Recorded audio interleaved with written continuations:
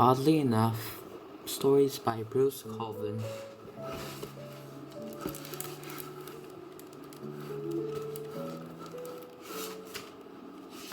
Story 2, Duffy's Jacket.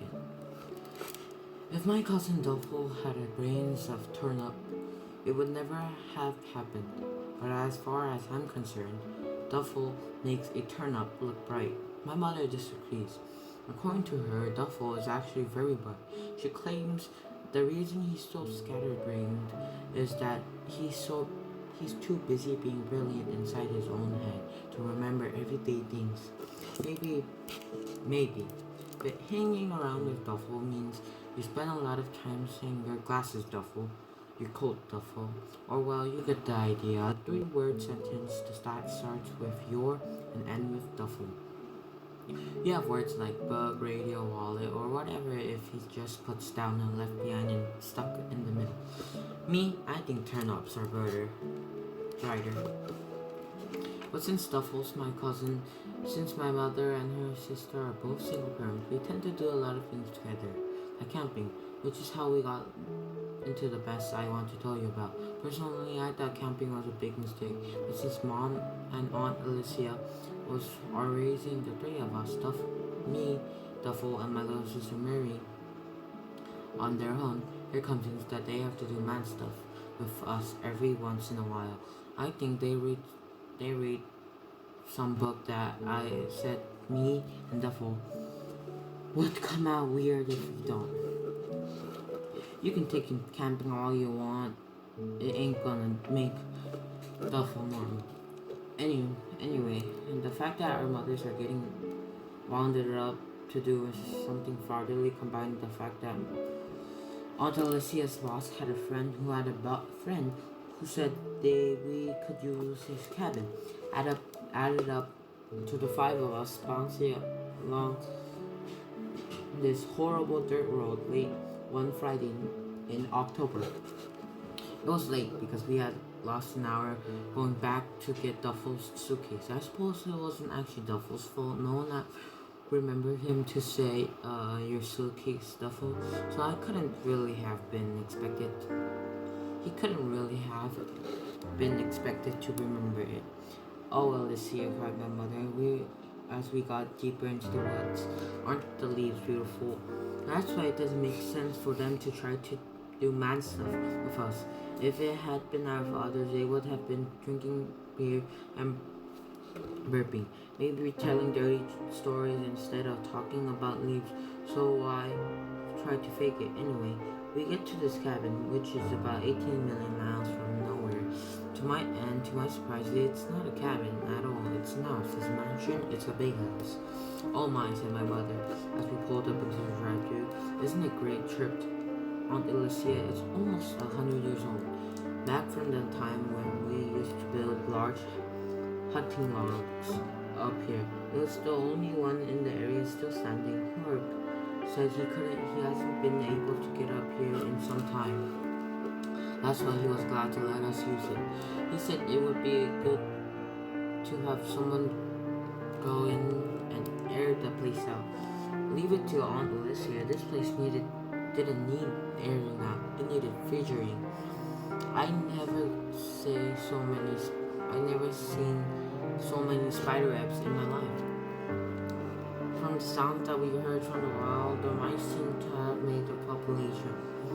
We found a total of 2 working light bulbs, one in the kitchen and one in the dining room, which was paneled with dark wood and had a big stone fireplace at one end. Oh my, said my mother again. Duffy, who's allergic to about 15 different things, started to sneeze. Isn't it charming? Asked Aunt Alicia. Hopefully no one answered. 4 hours later, we had managed to get 3 bedrooms clean enough to sleep without getting heebie-jeebies. One for Mom and Aunt Alicia, one for Mary, and one for me and Duffy. After dinner of beans and franks, we hit the hay, which I think is what our mattresses are stuffed with. As I was drifting off, which took about 30 seconds, it occurred to me that 4 hours of housework wasn't all much of a man thing. Something that might be useful for next time Mom got one of these plants into her head. Things looked better in the morning when we went outside and found a stream where we went wading. Your sneakers, Duffy, said someone. Later we went back and started poking around the house, which really was enormous. That was when things started getting a little spooky. In the room next to ours, I found a message which scrawled, "Beware of the Sentinel," it said, in big black letters. When I showed Mom and Aunt Alicia, they said it was just a joke and got mad at me for frightening Mary. Mary wasn't the only one who was frightened. We decided to go out for another walk. "Your lunch, Duffy," said someone. We went in deep into the woods, following a faint trail. It kept threatening to disappear, but never actually faded away. Altogether, it was a hot day in the deep woods, and after a while, we decided to take off our coats.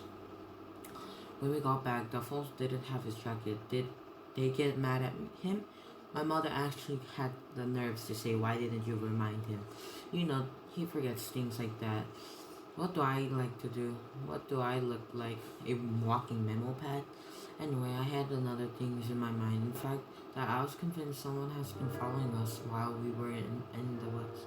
I tried to tell my mom about it, but first she said I was being ridiculous, and then she accused me to trying to sabotage the trip, so I shut up. But I was pretty nervous, especially when Mom and Aunt Alicia announced they were going into the town, which was 20 miles away, to pick up some supplies like light bulbs. "You kids will be fine on your own," said Mom cheerfully. "You can make popcorn and play Monopoly, and there's enough soda here for you to make yourself sick on." And with that, they were gone. It got dark. We played Monopoly. They didn't come back. That didn't surprise me, since Duffy and I were both 15. They felt it was okay to leave us on our own, and Mom had warned us they might decide to have dinner in a little inn we had seen on the way up. But I would have been happier if they had been there, especially when something started to scratch on the door. What was that? What? Said Duffy. "That," she said. And this time I heard it too. My stomach rolled up, and my skin and the back and my neck started to prickle. "Maybe it's the Sentinel," I hissed. "Andrew," yelled Mary, "Mom told you not to say that. She said not to try to scare you." I said, I'm not. I'm scared. I told you. I had something following us in the woods today." Scratch, scratch. "But you said it stopped," said Duffy. "So how would it know where we are?" "I don't know. Maybe it tracked us like a bloodhound." Scratch, scratch. "Don't bloodhounds have to have something to give them a scent, like a piece of cloth?" We both looked at Duffy. "Your jacket, Duffy." Duffy turned white. Book 2, Duffy's jacket.